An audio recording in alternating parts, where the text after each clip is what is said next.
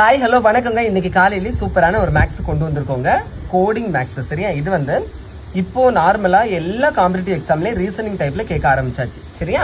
பாருங்க, டாக்டர் என்பது 4, 15, 3, 20, 15, 18 இதை குறிக்குதான். அப்போ 3, 21, 18, 5, 19 எதை குறிக்கும் அப்படின்னு கேட்பாங்க. சரியா? இது ரொம்ப ரொம்ப சிம்பிள் தாங்க.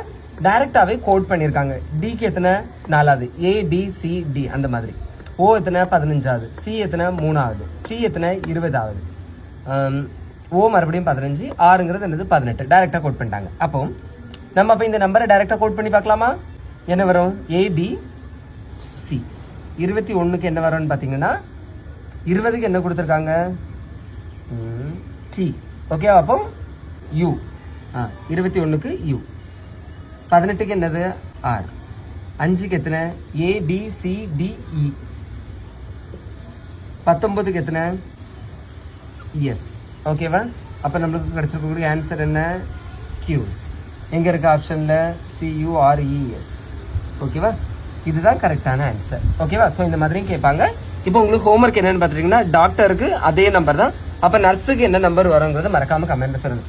ஹோம்ஒர்க்ல என்ன கேட்கறனோ அதை மட்டும் கமெண்ட் பண்ணுங்க. சரியா? கரெக்டா செஞ்சு பார்த்து கமெண்ட்ல ஆன்சரா பண்ணுங்க. பிடிச்சதா லைக் பண்ணுங்க. தேங்க்யூ.